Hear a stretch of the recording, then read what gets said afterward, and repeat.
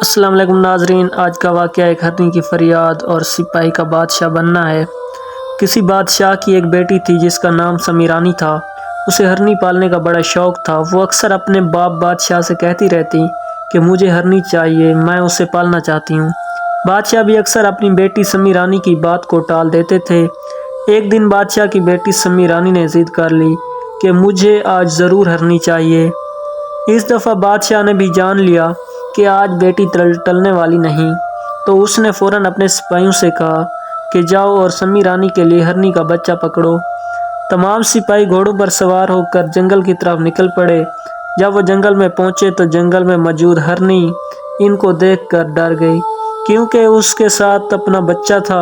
اولاد ہر کسی کو پیاری ہوتی ہے، چاہے وہ انسان ہو یا جانور، اور ماں کے لیے تو اولاد جان سے بھی زیادہ پیاری ہوتی ہے۔ اس لیے فوراً ہرنی نے اپنے بچے کو پکڑا اور ایک گھنی جھاڑی میں چھپ گئی۔ سپاہی اپنے اپنے گھوڑوں سے اترے اور پورے جنگل میں پھیل گئے۔ ہر سپاہی کی کوشش تھی کہ ہرنی کا بچہ وہ پکڑ لے اور سمیرانی کو پیش کرے اور اپنا انعام حاصل کرے۔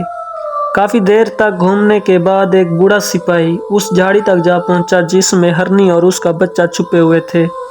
دیکھتے دیکھتے اس بوڑھے سپاہی کی نظر ہرنی اور اس کے بچے پر پڑی تو سپاہی نے فوراً ہرنی کے بچے کو پکڑ لیا۔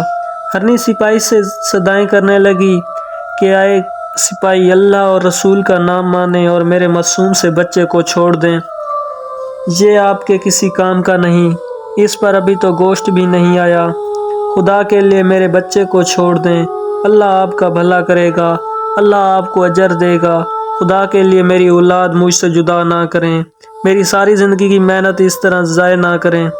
سپاہی نے ہرنی کی ایک فریاد بھی نہ سنی اور کہا کہ ہمیں بادشاہ کی بیٹی سمیرانی نے حکم دیا ہے کہ مجھے ہرنی کا بچہ چاہیے، تو بادشاہ کے حکم کے مطابق ہم نے آپ کا بچہ پکڑا ہے اور یہ آپ کا بچہ ہم سمیرانی کو پیش کریں گے اور اس سے انعام حاصل کریں گے۔ تو ہرنی نے کہا کہ اگر تم میرا بچہ چھوڑ دو تو میں آپ کو اس کے بدلے میں ایک خزانہ دینے لگی ہوں جس سے تمہارا انعام پورا ہو جائے گا۔ سپاہی کہنے لگا کہ آپ مجھ سے جھوٹ بول رہی ہیں اور مجھے دھوکہ دے رہی ہیں کہ میں آپ کا بچہ چھوڑ دوں۔ جب یہ بات ہرنی نے سنی تو وہ فوراً بولی اور کہا کہ اے سپاہی، آپ نے ہماری قوم پر جھوٹ کا الزام لگایا ہے۔ میں تو اس ہرنی کی بیٹی ہوں جس نے نبی پاک سے وعدہ کیا اور وعدہ وفا بھی کیا۔ سپاہی کہنے لگا کہ کون سا وعدہ اور کون سی ہرنی؟ ہرنی بولی کہ ابراہیم نبی سے میری ماں نے وعدہ کیا تھا کہ اے نبی، اگر آپ ابھی تھوڑی دیر کے لیے مجھے چھوڑ دیں تو میں اپنے بچوں کو دودھ پلا کر ابھی واپس آ جاؤں گی۔ یہ باتیں سنتا ہوا ایک عیسائی بھی جا پہنچا، اور جب عیسائی نے ہرنی کا یہ وعدہ سنا تو حضرت ابراہیم نبی سے بولا کہ اے ابراہیم، کبھی جنگلی جانور بھی واپس قید ہونے کے لیے لوٹتے ہیں؟ تو ابراہیم نے عیسائی سے کہا کہ اگر یہ واپس آ گئے تو آپ کیا کرو گے؟ عیسائی فوراً بولا کہ میں آپ کے دین پر ایمان لاؤں گا۔ تو حضرت ابراہیم علیہ السلام نے اس کے اس وعدے پر ہرنی کو چھوڑ دیا۔ ہرنی واپس جنگل میں اپنے بچوں کے پاس گئی اور کہا کہ جلدی جلدی دودھ پی لو، مجھے آج واپس جانا ہے۔ بچوں نے پوچھا کہ کیوں؟ تو ہرنی بولی کہ میں نبی سے وعدہ کر کے آئی ہوں کہ میں ابھی اپنے بچوں کو دودھ پلا کر واپس آ جاؤں گی۔ بچوں نے کہا کہ ہم بھی یا تمہارے ساتھ نبی کے پاس چلتے ہیں۔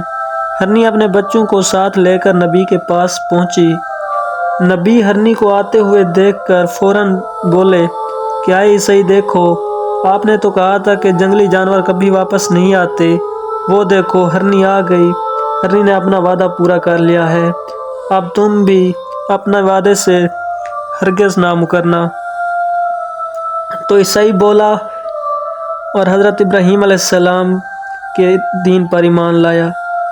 حضرت ابراہیم بھی ہرنی کے بچوں پر ترس کھا کر ہرنی کو چھوڑ دیا۔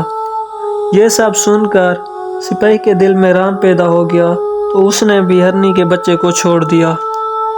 ہرنی نے آسمان کی طرف دیکھا اور دل ہی دل میں سپاہی کے لیے دعا کی۔ سپاہی واپس چلے گئے۔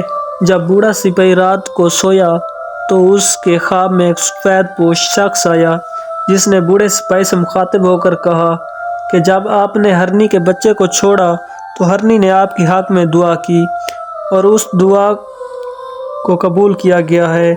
آپ بہت جلد ہی اس سلطنت کے بادشاہ بننے والے ہیں۔